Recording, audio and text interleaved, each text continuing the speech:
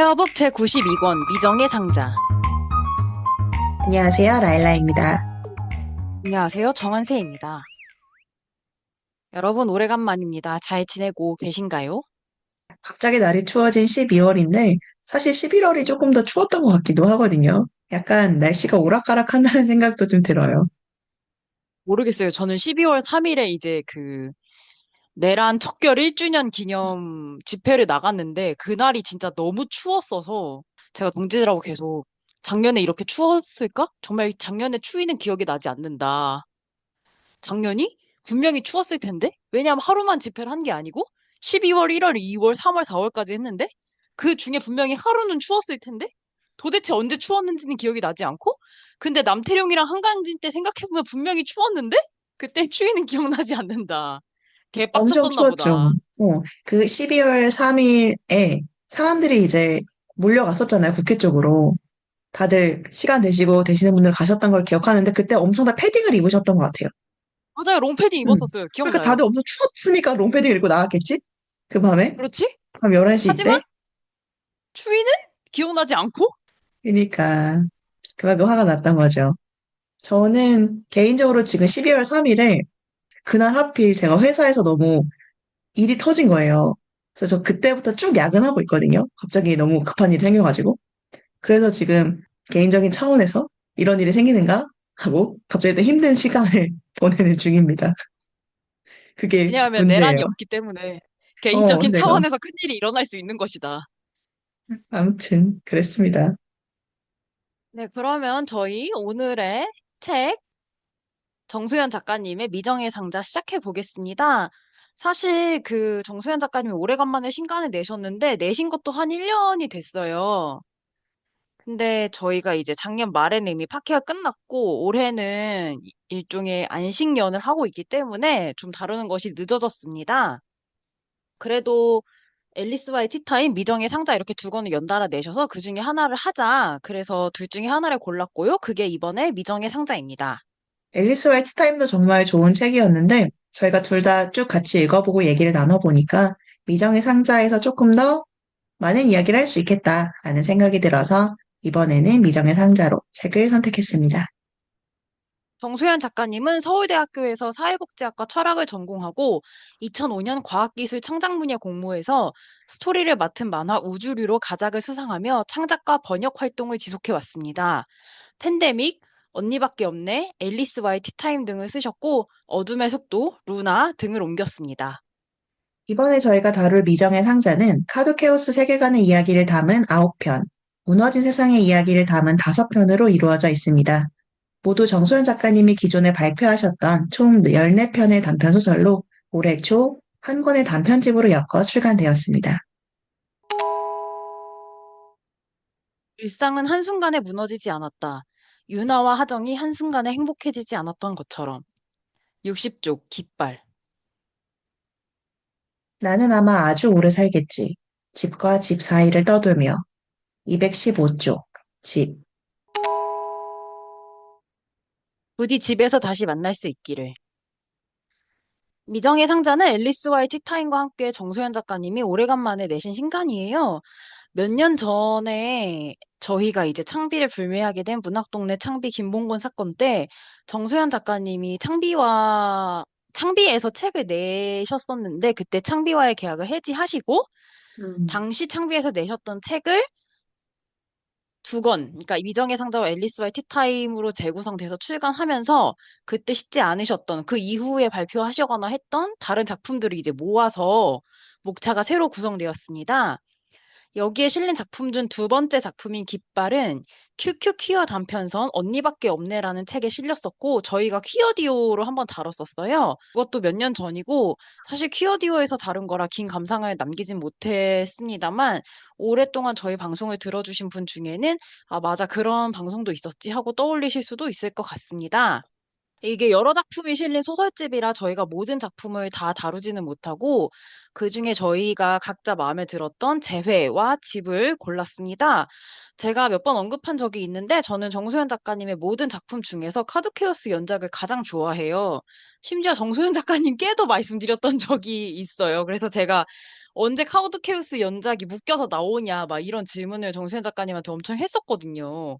일단 제가 얼레리 꼴레리한 로맨스도 좋아하고 이 음. 연작이 지구로부터 멀리 떠나서 살아가는 사람들의 여러 면면을 다룬 이야기잖아요. 그래서 이게 제가 SF에 대해 잘 모를 때 막연하게 아, SF란 이런 장르일 거야 라고 생각한 부분에 가장 아름답고 환상적인 부분을 모아 만든 작품들처럼 느껴져서 그런 것 같습니다. 둘 중에 순서가 재회가 먼저 실렸으니까 재회부터 하면 좋을 것 같아요. 재회는 카두케우스사의 가장 유망한 우주 비행사로 손꼽히던 수미가 결국 우주 비행사가 되지 못하는 이야기입니다. 뭔가 너무 다 말해버린 거 아닌가? 줄거리가 짧다 보니까, 이렇게 말씀하셔도 사실 그 사이사이에 숨어 있는 다른 재미가 있기 때문에 읽어주시지 않을까요? 네, 물론 그렇긴 한데, 그리고 이제 이런 줄거리만으로 이제 다룰 수 없는 어떤 아름다운 이야기가 많으니까. 근데 어쨌든 되지 못하고, 왜 되지 못하는가? 우주 비행사가 되는 최종 시험에서 수미가 이제 다른 학생들이라면 하지 않았을? 저라면 하지 않았을? 그런 선택을 하기 때문인데요. 그래서 어쨌든 수미는 되고 싶었던 우주 비행사가 되지 못하고 다른 일을 하면서 살아갑니다. 저도 이 재회를 읽었을 때 제가 읽고 나서 메모에 이렇게 적었거든요. 방금 사실 줄거리는 한세님께서 방금 다 말씀해 주셨는데 저는 이 이야기의 어떤 핵심 되는 메시지가 뭐라고 생각했냐면 제가 느끼기에 옳은 것을 선택하고 모든 것을 잃는 선택이라고 제가 메모에 적어놨어요. 근데 그 후에 이제 후회가 남거나 아니면 뭔가 희생이 남더라도 옳은 선택은 옳은 것이다. 그래서 세상에 정의라는 게 있는 게 아닐까라고 제가 썼거든요. 저는 이 이야기가 저한테 약간 정의에 관한 이야기로 다가왔던 것 같은데 말씀하신 것처럼 수미가 우주 비행사가 되게 되고 싶어 하는 상당히 우등생인 학생이었는데 이 친구가 마지막 관문에서 이제 꿈을 이루는 마지막 관문에서 평가를 계획대로 치르는 것보다 누군가를 구출하는 쪽을 선택해요. 근데 그게 옳은 선택인데 이 사람 말고 등장하는 또 다른 형지라는 인물은 그 상황에 처한 수미를 사실 좀 외면하는 선택을 하거든요. 그러면서 둘 사이가 멀어지고 나중에 두 사람이 다시 만나는 이야기에 대해서 조금 나와 있는데, 아까 선생님도 말씀하셨지만, 저도 보면서, 나라면 하지 못할 선택인 것 같다라는 생각이 들었어요. 수미의 선택들이. 그리고 이 형진이라는 인물도 나중에 수미를 만나서 이야기를 할 때, 나도 너와 같은 상황을 만날까 봐 좀 무서웠다. 왜냐면 본인은 수미처럼 옳은 선택을 할 수 없는데, 그렇다고 아무 죄책감 없이 본인에게 이로운 선택만 하면서 이기적으로 할 수도 없는, 어떻게 보면 약간 평범한 인물이기 때문에, 그런 선택의 순간이 스스로에게 올까 봐 너무 두려웠다라는 얘기를 하거든요. 그러면서 저는 이 수미랑 형진을 약간 대조해서 계속 봤는데, 둘 다 한 끗 차이인 것 같다는 생각도 계속 들었어요.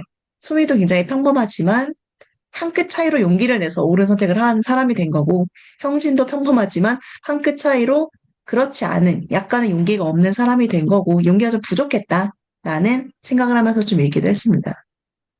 근데 그래서 수미가 완전하게 옳고 형진은 완전 비겁하다라고 완전 이분법적으로 볼 수도 없는 게 수미도 옳은 선택을 했지만 되게 투사처럼 막 그래 내가 그때 옳았지라고 살아가는 게 아니라 계속 불안해하거든요. 내가 그때 옳은 행동을 한 게 맞았을까? 그리고 본인 스스로도 나중에 내가 후회하면 어떡하지? 내가 이 선택을 다시 돌리고 싶어지면 어떡하지? 이런 생각을 하면서 계속 불안해하고 형진도 자신을 위한 선택을 하긴 했지만 그게 약간 죄책감으로 남았던 것 같아요. 그래서 20년 후에 두 사람이 다시 만나서 그동안 하지 못했던 사과를 하고 그리고 수미도 내가 했던 선택이 정말 옳았다는 걸 그때 가서야 이제 깨닫는다라는 내용들이 쭉 이어지거든요.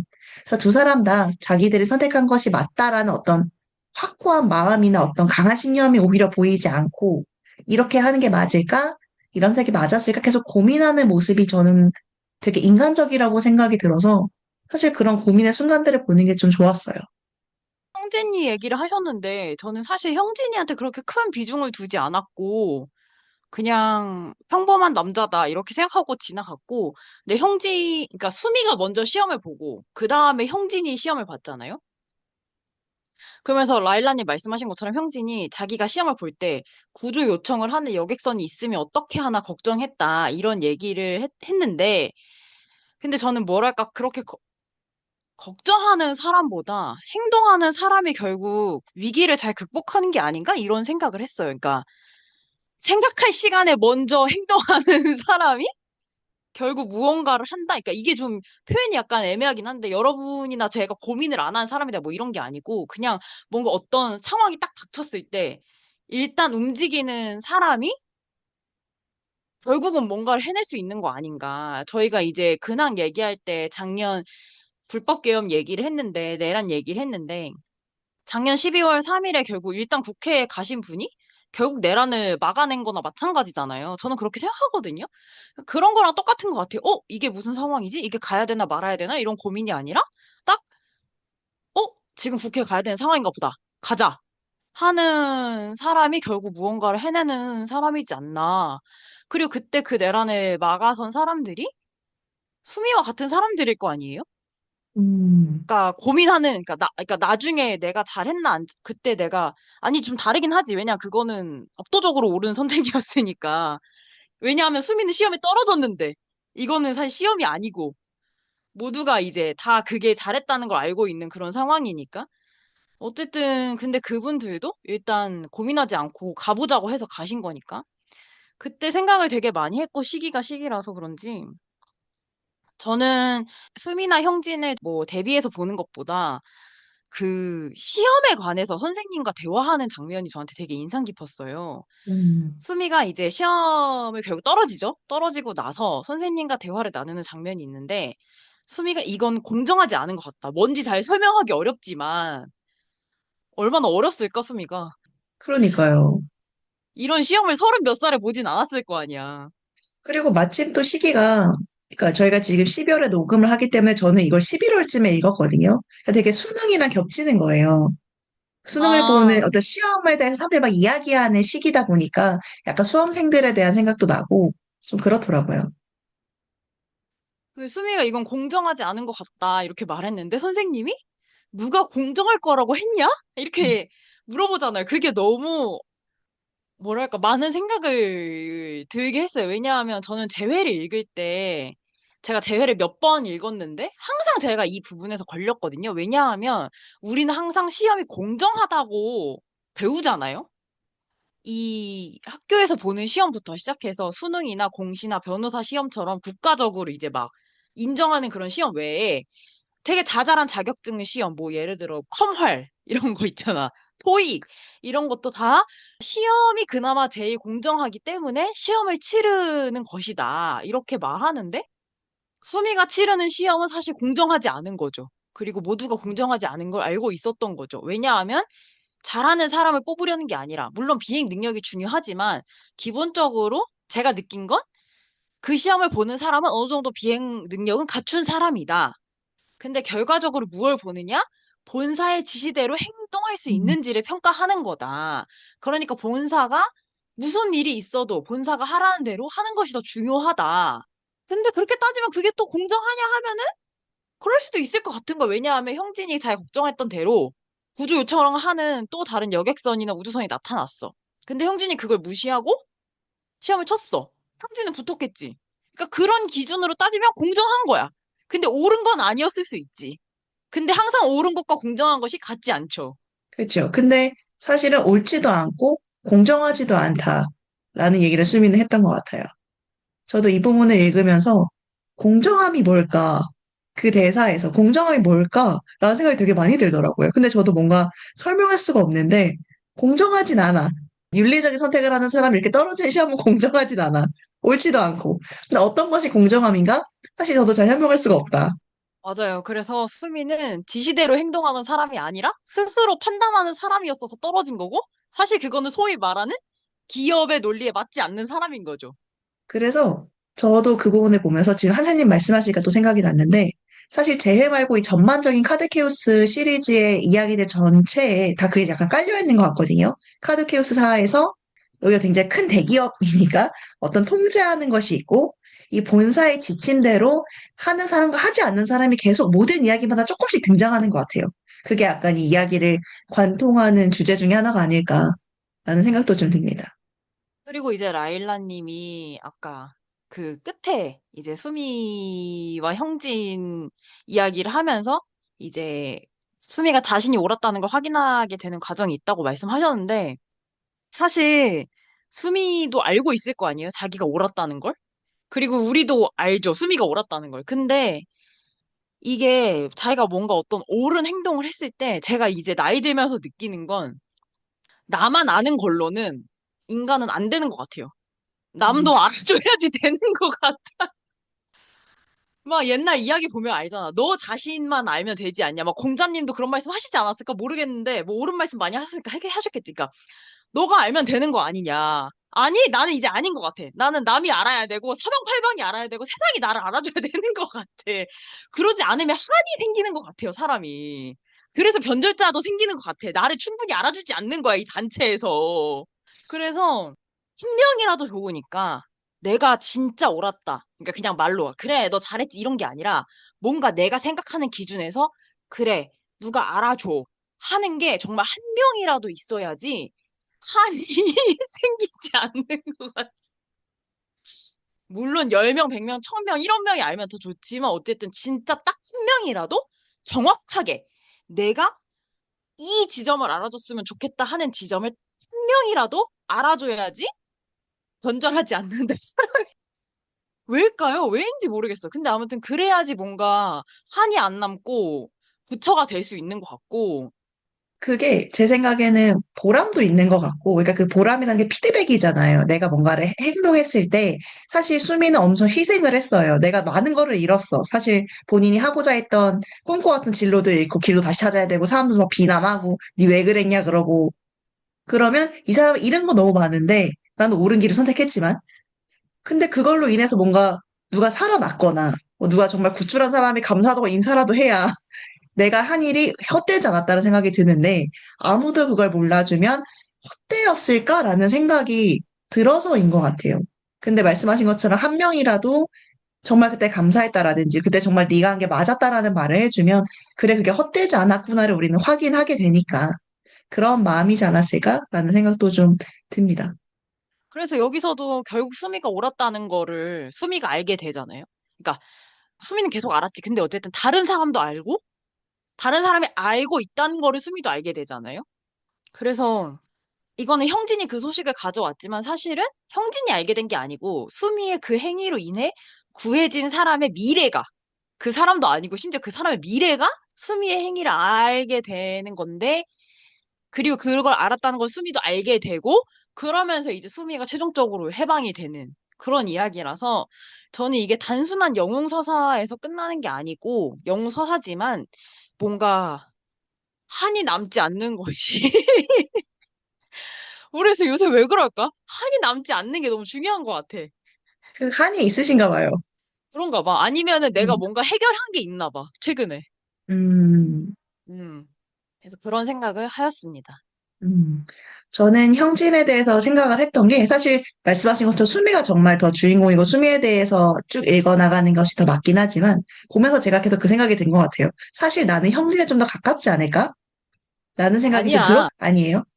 그런가요? 왜냐하면 내가 음. 봤을 때 그대는, 그러니까 모르겠어요. 라일라님 어떻게 읽었는지 모르겠는데 제가 느끼기에 형진의 가장 비겁한 부분은 자신의 시험이 고시라고 내일 모레 내 시험이라고 해서 내 애인의 시험 탈락을 방치한 부분이 저는 가장 큰 죄라고 생각하거든요.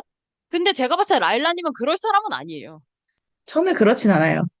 그렇긴 해. 아니네. 형진은 아닌 것 같습니다. 네네. 형진은 아니에요, 라일라님이. 그러네요. 형제는 아니지만, 그래. 그러면 수미와 같은 선택은 내가 못할 것 같다라는 생각이 들어서 그런 생각이 들었나 봐요. 그래서 전반적으로 이게 어쨌든 나에게 이로운 선택과 개인의 영달을 추구하는 것과 타인을 구하는 선택 중에 하나를 선택하는 것에서 수미가 섰던 건데, 말씀하신 것처럼 이게 영웅서사지만 수미가 완전히 영웅스럽게 내가 맞아! 이렇게 나가는 게 아니라 평범한 사람으로 고민하고 흔들리고 고뇌했기 때문에 저는 이 이야기가 더 좋았거든요. 그래서 우리가 아무것도 읽지 않는 상태에서 정의를 말하기는 사실 너무 쉬운데 내가 무언가 읽지 않을 만큼 피해보지 않을 만큼만 목소리를 내는 건 저는 좀 쉽다고 생각하거든요. 그래서 저도 그런 부분에서 좀 반성을 했던 것 같고 나도 그 정도로만 목소리를 내고 있지 않나?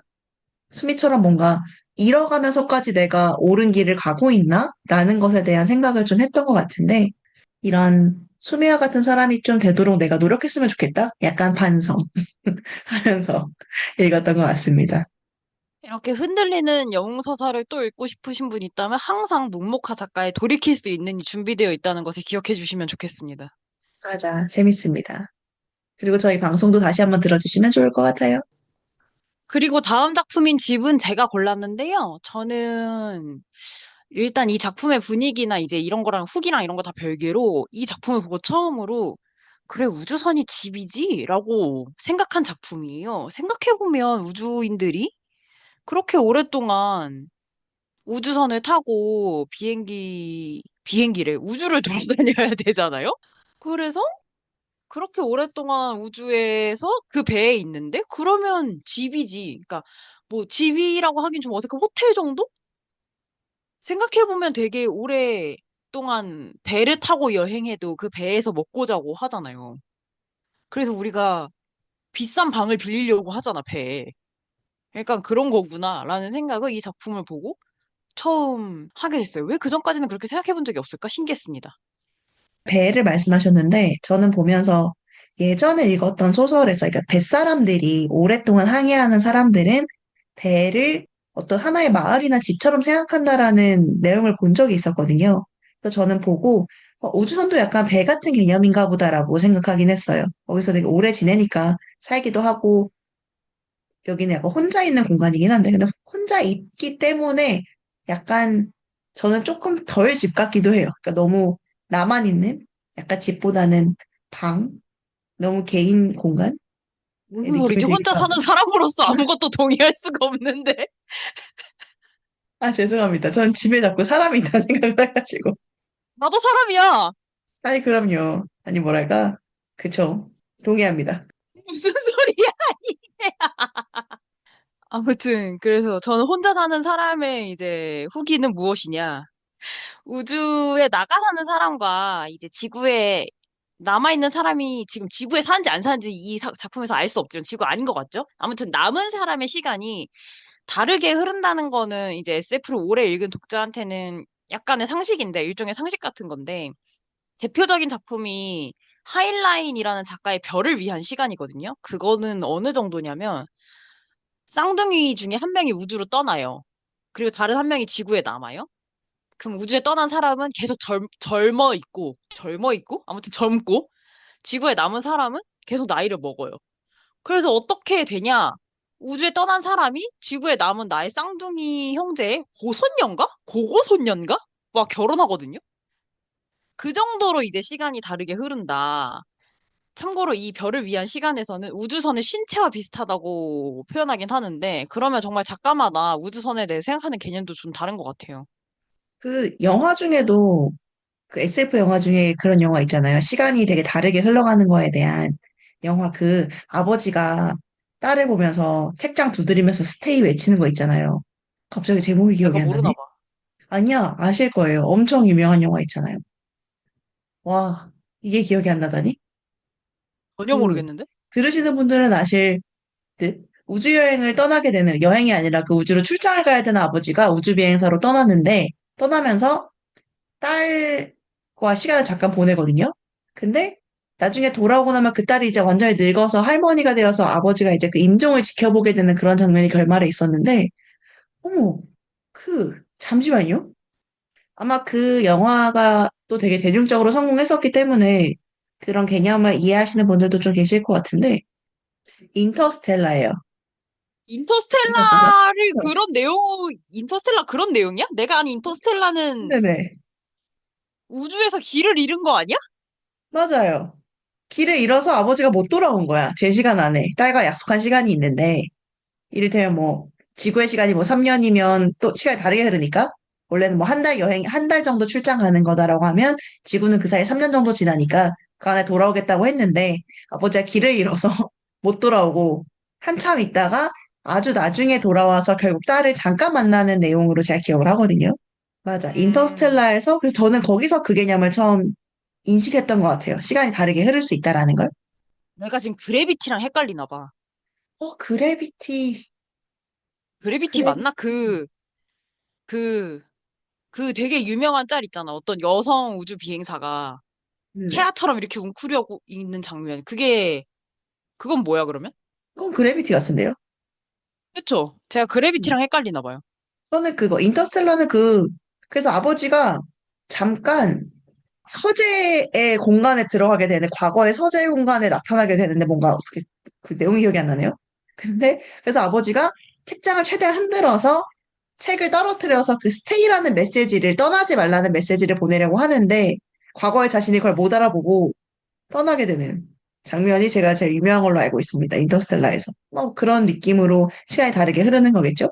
근데 이 집이라는 작품은 시간이 다른 것도 등장하고, 그리고 죽음에 대한 이야기도 계속 등장해요. 죽음이 사실 이 이야기의 가장 큰 주제인데, 우주비행사로서 끊임없이 죽음의 위험과 싸우면서 사는 주인공이 등장하고, 그리고 언젠가 이 사람이 이렇게 갑자기 사망하거나 돌아오지 않을 수 있어 라고 생각하면서 살아오는 연인이 등장해요. 근데 저는 이것도 약간 뱃사람 이야기 같았어요.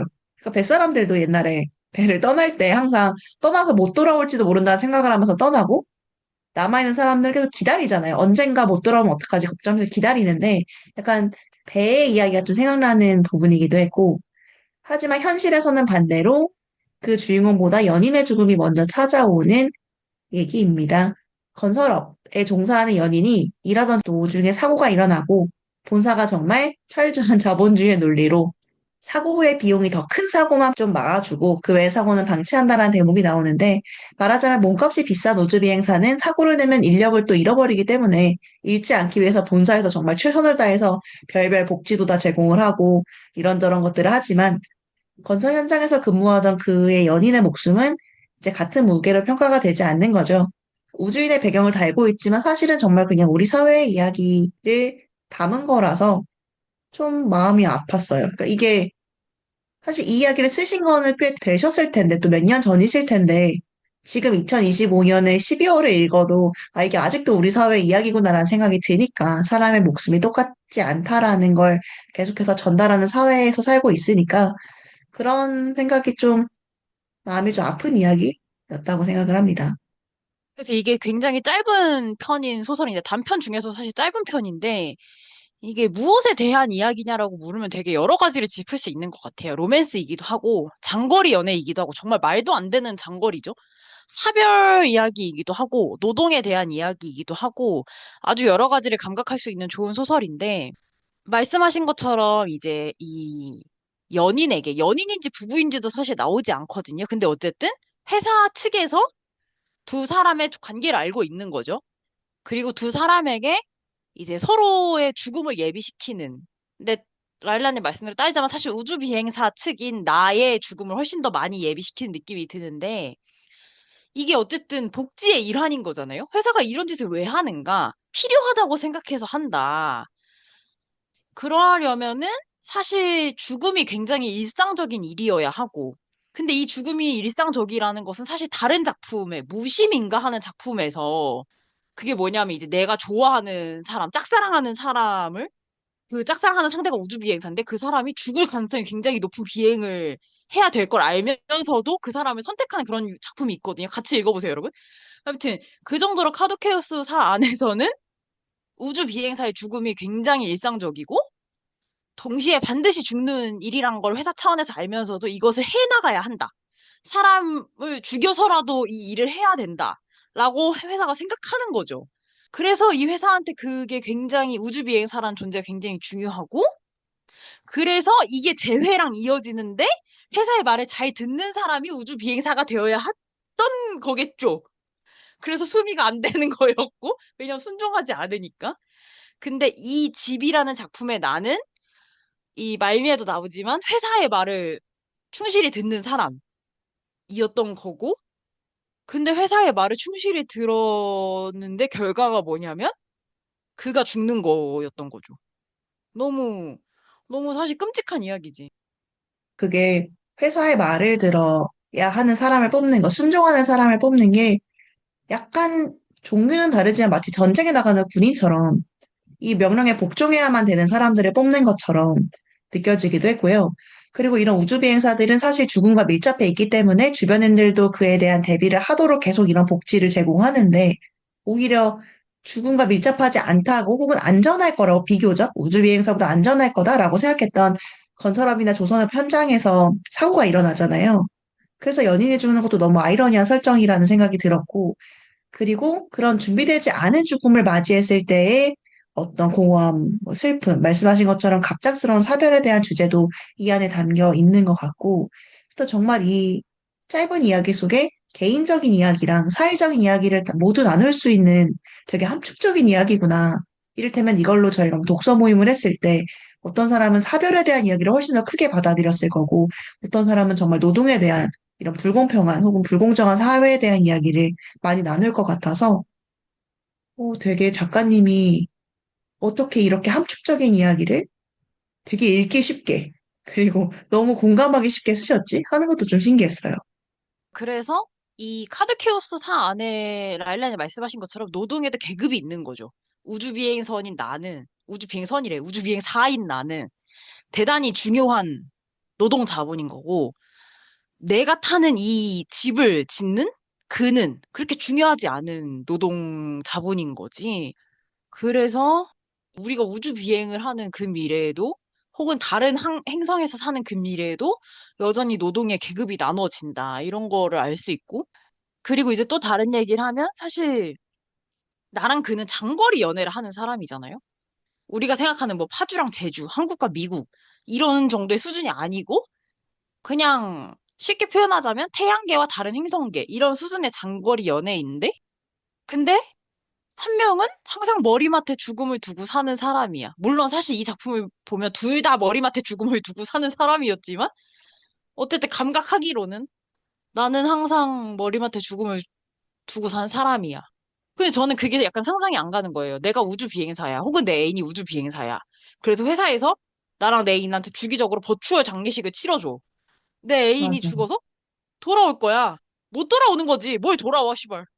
근데 그러면 저는 못 참을 것 같거든요? 그러니까 이 회사가 되게 나쁘다고 생각이 들 것 같아요. 아니, 그렇잖아. 그 왜 버추얼 장례식을 치르면서까지 이 일을 시키는 거야? 그러면 저는 회사에 불지를 것 같다는 생각이 든 거예요. 그래서 저는 라일라님은 이게 어떠실까? 이거를 받아들이실 수 있을까? 그러니까 둘 중에 하나잖아. 내가 받아들일 수 없는 사람이야? 그럼 이 연애를 깨거나 이 회사를 불지르거나 둘 중에 하나란 말이에요? 저는 불지를 것 같거든요?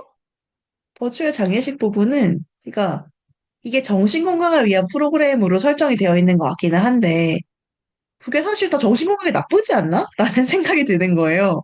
아니, 우리는 어차피 한 번은 언젠가 헤어질 걸 알아. 우린 불멸의 인간이 아니니까. 그치만 그거를 이렇게 매번 시뮬레이션을 해가면서 이 사람이 또 죽을 거야. 이렇게 죽으면 어떻게 될까? 뭐 이렇게 안 돌아오면 어떻게 될까? 또 안 돌아오면 어떻게 될까? 이걸 맨날 이렇게 시뮬레이션을 해가는 게 이러면서 계속 이별을 겪는 게 더 정신건강에 나쁘지 않나. 이걸 계속 겪으면 무감해진다고 생각해서 이런 복지 시스템을 제공을 하는 건지, 아니면 계속 일깨워주는 건지, 이 사람은 죽을 사람이고 곧 떠날 사람이야. 영원하지 않아를 계속해서 왜 일깨워주는 건지 회사가 정말 나쁘다는 생각을 했습니다. 그래서 이 프로그램을 설계한 사람이 너무 가학적이다. 본인이 과연 이렇게 하면서 살 수 있을까 생각도 들고, 좀 너무하다는 생각을 했어요. 그래서 저라면 회사를 불지를 것 같다. 음. 아니면 노조를 만들어야겠다. 이 카드 케어 수사가 너무 못됐어. 너무 못됐다는 생각이 계속 들어요. 모든 이야기를 통틀어서 정말 너무 통제력도 심하고 사람을 사람으로 보지 않고 완전히 자본으로만 보는 그런 시각의 회사구나. 물론 사측은 거의 그렇긴 합니다만 이 사측은 좀 더욱더 강하게 너무 사측이다. 이런 생각이 좀 들었던 것 같기도 해요. 근데 이 회사에 노조가 없어. 없을 것 같아. 사람이 이렇게 죽어나가는데 노조가 없지. 아니지. 사람이 죽어나가니까 노조가 있어야 되는데. 그리고 이제 라일라님이 후보로 꼽으신 것 중에 가을바람이라는 작품이 있었는데 저는 그거가 좋은 작품이라고 생각하지만 그게 뭔가 이 제가 그게 약간 어떻게 생각했냐면 그 가을바람 이야기가 쭉 좋다가 갑자기 마지막에 느닷없이 치고 올라오는 연하의 플러팅에서 약간 엥? 약간 이랬거든요? 그래서 어떤 의미로 그게 좋다고 생각하시는지 좀 궁금했어요. 그러니까 좋지 않은 작품인 게 아니고 이제 꼽자면 이 중에서 꼽자면 저는 사실은 약간 중하위권일 것 같다. 갑자기 치고 들어오는 연하의 플러팅에 내가 너무 놀라버렸다. 이 작품이 약간 앞뒤 얘기랑 중간 부분이 살짝 다른 느낌도 들고, 뭐랄까요? 그러니까 이 로맨스가 약간 들어가 있잖아요, 앞뒤에. 그래서 저는 그 로맨스 부분은 그냥 중요하지 않게 스르륵 넘어갔고요. 근데 라일라님이 앞뒤에 로맨스가 있다고 얘기하셨잖아요. 네네. 그 전혀 나는 눈치채지 못하고 항상 나는 이 작품을 한 세 번인가 지금 읽는데 항상 눈치채지 못하고 항상 마지막에 연하가 갑자기 고백할 때, 플러팅 할 때 나는 항상 놀라. 항상 기습당해. 앞에는 뭔가 직장 동료로서의 둘의 관계가 약간 보이다가 중간에 둘이 함께 사건을 약간 해결한 후에 약간 플러팅으로 넘어가잖아요. 그리고 그게 살짝 퀴어 성향이 들어가 있어. 퀴어 성향이라기보다는 약간 퀴어적인 요소가 들어가 있으니까 그것도 좀 재미있었던 것 같고. 근데 저는 그래서 앞뒤의 이야기가 약간 가볍게, 그 로맨스가 약간 가볍고 조금 청춘의 느낌이 아주 살짝 가미되어 있는 것에 비해서 중간에 들어간 내용의 메시지가 조금 더 묵직하고 저에겐 더 좋게 느껴지긴 했거든요. 이게 인공적인 어떤 세계에서 자연스러운 늙음을 보호하고 싶은 사람들에 대한 얘기라는 생각이 들었어요. 앞뒤에 로맨스가 있지만, 그거랑 약간은 별개로.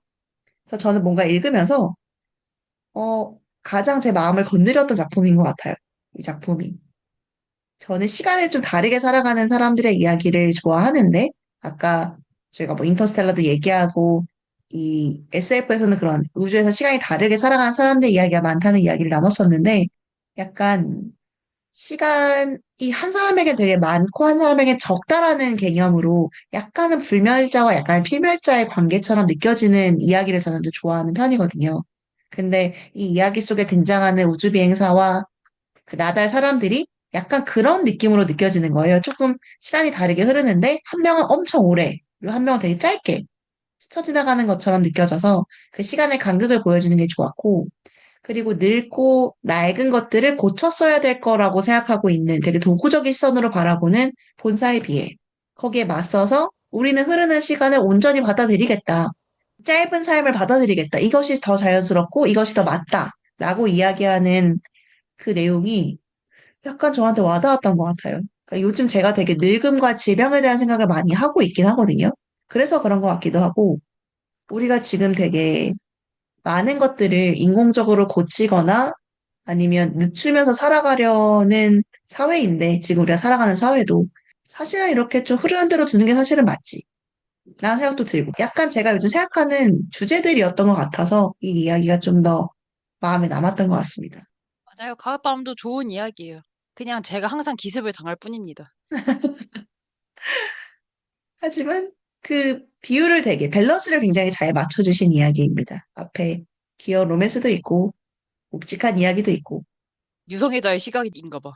약간 그럴 수도 있는데, 사실 저는 로맨스를 신경 안 쓰고 읽었기 때문에, 그래서 저는 그 아, 가운데 이야기가 나달의 이야기가 좋았던 것 같아요. 그러니까 나도 나달의 이야기가 좋아. 그래서 음. 나달의 이야기가 좋고 쭉 가다가 갑자기 후배의 플러팅에 항상 충격을 받아. 또 어떻게 보면 유성애적일 수도 있는 게 그 나달에 등장하는 사람과 이 주인공이 사실 약간 연인 관계였던 것처럼 나오잖아요, 과거에. 응. 약간 그런 설정이 있으니까. 또 어떻게 보면 유성애적으로 좋았던 것 같기도 하고. 그러니까 뭔가 그 후배가 보내는 시그널이 있었는지 모르겠지만, 그러니까 라일라님의 시각에서는 그게 시그널이 있었다고 읽힐 수도 있는데, 저는 그러니까 그런 게 전혀 없다고 느껴지다가, 그래서 약간 어 이별한 두 여성의 황혼 로맨스? 그러니까 로맨스는 아니지. 그러니까 이별한 후에 만났으니까. 어쨌든 그런 약간 되게 아름다운 재회. 그러니까 나달의 그 라일란이 말씀하신 그 자연스러움과 별개로, 그러니까 로맨스적인 시각으로 보자면, 음. 그래서 아, 이렇게 서로 이별한 사람들이 각자의 자리에서 각자의 시간을 보내고 다시 만나는 이야기구나라고 생각을 했는데, 갑자기 후배가 나한테 고백해서 나는 약간 거기서, 그러니까 쉽게 말하면 깨졌다고 해야 되나? 그럴 수 있죠. 근데 또 뒷부분에 로맨스가 없이 말씀하신 것처럼 나달의 어떤 황혼 이야기에서 끝났어도 괜찮았을 것 같다는 생각도 듭니다. 그건 약간 취향 차일 수도 있을 것 같아요. 아무튼 좋은 이야기예요. 전반적으로 다 읽어보시면 재미있으실 것 같습니다. 저희가 지금 재회랑 집 그리고 가을바람 아주 잠깐 얘기했는데 말씀드린 것처럼 이건 14편의 이야기가 실려 있어서 이 외에도 굉장히 많은 이야기들이 있고 그리고 이게 다 조금 조금씩 연결되어 있잖아요. 약간 앞에 이야기에서 나왔던 내용들이 뒤에 세계관이랑 연결되고 어차피 같은 세계관 안의 이야기이기 때문에 연결되는 것들이 있어서 한번 읽으실 때 다 같이 엮어서 보시면 훨씬 더 느끼는 게 많은 작품이실 것 같습니다. 네, 그래서 저희 이제 올해의 깜짝 방송은 이렇게 끝이 났습니다. 저희가 안식년을 하겠다고 하였고, 그런 와중에 이제 여러분과 중간중간 만나고 싶어서 두 편을 달았고요. 저희 내년 초에 이제 늘 그렇듯 특별편 하고, 내년에는 약속대로 돌아오는 것으로, 어떤 방식으로든 좋으니까 돌아오는 것으로 하겠습니다. 네, 저희가 아마 뭐 방송의 어떤 진행 방법이라든지 아니면 방송의 빈도라든지 이런 것들은 좀 달라질 수 있겠지만 그건 저희가 또 신년 계획을 세워본 후에 신년 방송으로 찾아뵐 때 말씀을 좀 드리도록 하겠습니다. 그럼 저희 오늘 미정의 상자를 다뤘는데 사실 이건 겨울에 읽어도 너무 좋은 이야기이기 때문에 이제 곧 크리스마스잖아요. 여러분 크리스마스 연휴 때 집에서 푹 쉬시면서 미정의 상자를 같이 읽고 저희 방송에 댓글도 많이 달아주시면 좋을 것 같습니다. 네, 제가 제정신이라면 아마 내일 소수가 올라갈 거고요.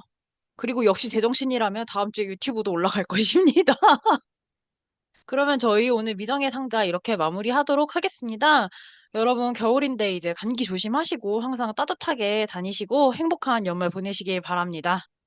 지금까지 정관장 레드 스파크스의 팬이 된 정한세. 그리고 여자 배우가 너무 좋아진 라일라였습니다.